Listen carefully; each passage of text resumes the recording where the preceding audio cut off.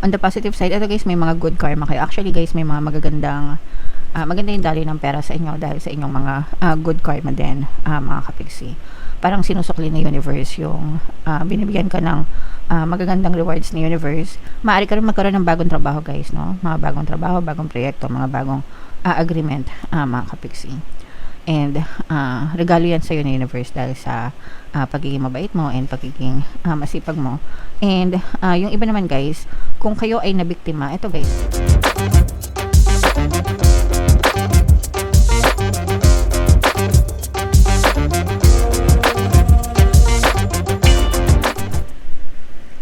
hello guys, hello Pisces, welcome back to Pinoy Pixie Tarot. Ang pamagat ng episode natin for tonight is first half kapalaran ngayong October 1 to 15 para sa Cancer, Sun, Moon, Rising Sign, and Venus. Yeah, so unahin natin itong deck na to, tingnan natin yung mga mensahe sa inyo guys. So, introvert mga kapiksi, ito ako to. So, for some of you guys, no, you value your privacy, you value your aloneness, yung pagiging disconnected nyo with other people, and okay lang yan guys. Minsan kahit hindi kayo introvert, no, let's say for example, extrovert kayo, or 50-50, sometimes may mga bagay, may times na gusto nyo mag-disconnect, diba?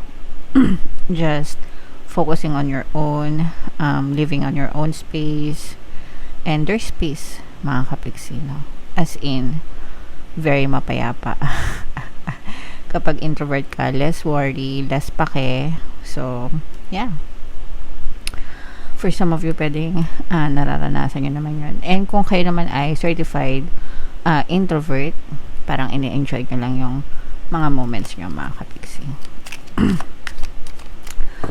And yung next na message for you, Pisces. Wow, so ito yung family guys, no? Parenthood, for some of you, baka may mga bagong baby sa buhay nyo, or kahit hindi bago guys, pero ini-enjoy nyo yung pagiging nanay and tatay nyo, ini-enjoy nyo yung family nyo, mga kapiksi. So nandun yung pag-aalaga, pag-aaruga sa isa't isa guys. And another message, Pisces, ito naman guys, medyo mag-ingat kayo kasi this is a negative energy, pambubuli ito mga kapiksi. So regardless kahit anong sitwasyon nyo, iba-iba kayo ng sitwasyon, pwedeng nabubuli sa school, nabubuli sa workplace, online pwedeng nabubuli din, no, yung mga cyberbully na tinatawag. Yung mga netizens kasi walang walang pigil. Hindi ko alam ba't may mga ganong klaseng tao na yeah, so don't take it to heart, guys. There's nothing wrong with you. Ang may diferensya is yung mga tao nang bubuli sa inyo, mga kapiksi. As long as wala kayong ginagawang masama sa kanila, pero if below the belt na, minsan kasi yung pambubuli parang nangaasar lang, di ba? So, kung hindi naman totoo yung mga pang-aasar nila sa inyo, di dead mo lang. Pero, pagka gumagawa na ng masama, like yung mga under the belt na nananakit na, naninirang puri, ganyan. So, you have to take legal action. Stand up for yourself, guys, no? Proper channeling, mga kapiksi. Okay? So, yeah. Comment down below, Pisces, if feeling nyo nakaresonate kayo dyan. So, hanapin natin yung energy nyo, guys. Habang sinashuffle ko to, panoorin nyo muna yung video natin regarding sa ating paano mag-manifest ng abundance video course. Kapiksi, sawa ka na ba sa mga struggles at hirap sa buhay mo? Masipag ka ba at masikap sa buhay ngunit hindi ka pa rin umaasenso? Ilang beses ka na bang nag-attempt mag-negosyo at mag-invest pero palagi ka pa rin nalulugi? Sa pagkakataon na ito ay maaaring may subconscious beliefs ka na nagiging balakid sa iyong pag-unlad at pagyaman. Introducing, paano mag-manifest ng abundance video course. Dito ay matututunan mong ma-overcome ang mga balakid mo para tuluyan ka ng umunlad, umasenso, sumagana, maging matagumpay, successful at maswerte sa iyong kabuhayan, pera, trabaho, negosyo, salapi at kaperahan ng bonggang-bongga. Dali, mag-send na ng email sa pinoypixie@gmail.com at simulan na ang iyong pagyaman ngayon. Alright, So, sa lahat ng gusto mag-avail ng course, guys, naka-flash sa screen nyo. Una, meron tayong paano mag-manifest ng abundance video course. Meron din tayong paano mawala ang third party at magkaroon ng harmonious na relationship. And meron din tayong paano papalikin sa extra price pickup. Sa mga interesado, guys, mag-send lang kayo ng email sa pinaypixitaro@gmail.com. And sa mga naghahanap, guys, sa mga pampaswerte na lucky charms or lucky bracelet o venturing, guys, at saka citrin yung recommended ko, pwede nyo i-check yung description box, mga kapixit. So, Pisces, kayo ay represent ng Father of Cups. Latag natin yung spread nyo, guys. Kung hindi nyo pa napapanood yung ating 2026 Pick a Card kapalaran, panoorin nyo na, guys. Nasa homepage lang natin, mga kapixit. Excuse me. So, okay, so this is both negative and positive. Ito, guys, merong sitwasyon sa buhay nyo na parang paulit-ulit na nangyayari. Hindi nyo makalimutan ito, guys. And yung iba sa nyo, parang nai-stuck kayo dito sa isipin na to. Tao, bagay, sitwasyon na hindi kayo makawala. Hindi nyo maalis sa isip nyo, mga kapiksi. And for some of you, maaari ito nagkukos ng stress, no? Kung nagkakasakit din kayo physically, dahil din yan sa mental stress and emotional stress na iniisip nyo, guys. So, you have to address this. Kailangan tapusin nyo, mga kapiksi. Kasi kapag di nyo tinapos, uulit at uulit lang to sa isip nyo. And if this is something that happened in the past, kailangan nyo nang kalimutan, guys. Kasi tapos na yun. There's no point in thinking about it over and over again. Kasi pag inisip nyo lang siya ng inisip, lalo lang bibigat yung kalooban nyo. And hindi nyo deserve na masaktan ng paulit-ulit dahil dito sa mga issue na to, mga kapiksi. Okay? So, do yourself a favor, guys. And stop thinking about it. Alright? On the positive side, ito, guys, may mga good karma kayo. Actually, guys, may mga maganda yung daloy ng pera sa inyo dahil sa inyong mga good karma din, mga kapiksi.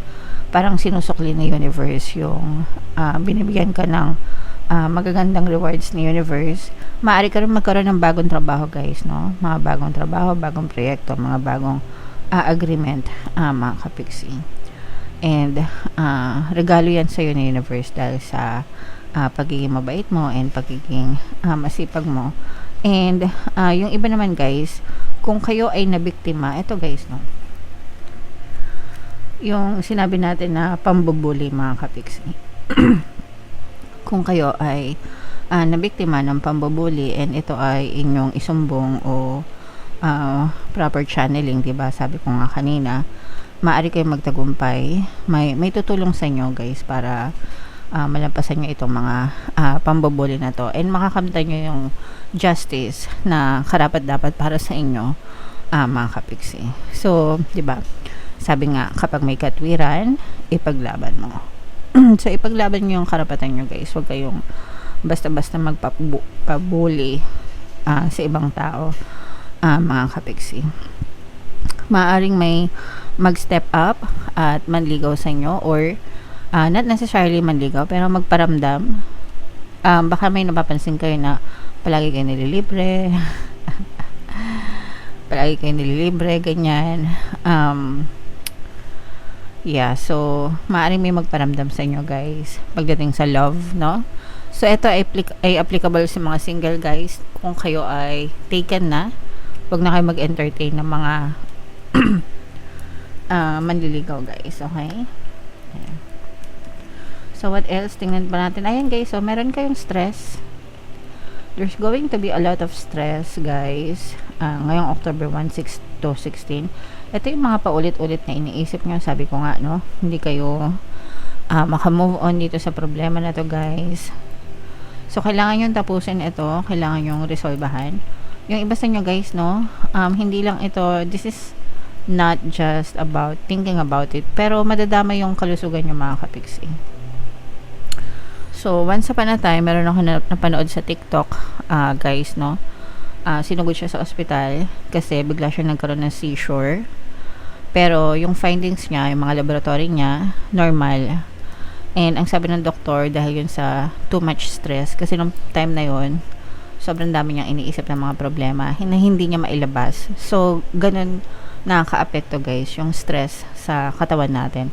Hindi lang sa mental, emotional, but even sa physical health natin mga kapis. Imagine nagka-seizure siya. Yung nanginginig guys, yung parang epileptic. Alam niyo ba yun? Ganun. So, sinugod siya sa ospital. Kaya, wag niyo nang antayin na maganon kayo guys. Okay? Marami kayong disappointments mga kapiksi, and parang yung iba sa inyo gusto nyo takasan ito. So parang feeling ko naman guys, hindi nyo matatakasan ito unless harapin nyo, no, isolve nyo kung meron kayong kailangan na tao na kausapin nyo mga kapiksi. And if hindi na kayo makareach out, let's say for example ang problema nyo is iniwan kayo, hindi nyo na makontak, araw-araw nyo iniisip. So, tanggapin nyo na lang na ayaw na kayong kontakin. Mas madali, mga kapiksi. And you have to protect your happiness, guys. Ang maganda dito, kahit na may mga pinagdadaanan kayong gantong klaseng problema, yung pamilya nyo, guys, nakasuporta sa inyo. No? So, magulang, number 1, mga kapatid, mga close friends, mga kapiksi. So, hindi din na kayo pinapabayaan. Kaya, huwag nyo ring pabayaan yung sarili nyo. Ingatan nyo din yung sarili nyo, guys. Okay? So, swerte naman kayo pagdating sa relationship within the family, mga kapiksi. So, comment down below, guys, if naka-resonate kayo. I-mind nyo na itong mga good karma na to, guys. Itong mga bagong kontrata, mga magandang daloy ng pera, no? So, yun yung mga positive na nakita natin para sa inyo, Pisces. So, bunot lang tayo ng isa pang card para sa inyong additional na mensahe. So, meron tayong distrust, guys. Faith in oneself can rebuild trust in others. Ito, guys, ibig sabihin nito, meron talaga kayong mga hindi pinagkakatiwalaan na tao sa paligid nyo, no? So, there's a lot of suspicions, doubts, no? Mistrust, distrust sa paligid nyo. And probably ito yun. Kaya nagkukos yan ng anxiety sa inyo, ng stress sa inyo, dahil sa mga trust issues, mga kapiksi. So, and it's okay na magkaroon ng trust issues, guys. I mean, it's okay na magduda. Kasi it's your way of protecting yourself, no? And kung pinaprotektahan nyo yung sarili nyo, guys, huwag nyo hayaan na ma-stress kayo. Okay? Especially if you are praying, mga kapiksi. So, yeah, pray and ask for assistance and protect yourself, guys, sa mga hindi mapagkakatiwalaang tao. And don't get yourself affected, be affected too much kasi talagang medyo nadadamage yung mental health nyo, mga kapiksi. If nakaka-resonate kayo, guys, and gusto nyo kumalma, pwede kayo makinig nung ating Ho'oponopono and Self-Love Subliminal dito sa channel natin, at saka yung Tagalog guided meditation para mawala ang stress and anxiety. Napakabisa, guys. Okay? So, comment down below if naka-resonate kayo. And ito yung ating 2026 kapalaran. Panoorin nyo natin naman yung ating success stories ng paano mag-manifest ng abundance video course. Thank you for liking, sharing, and subscribing, guys. See you next time. I love you all. Have a nice day. Bye-bye.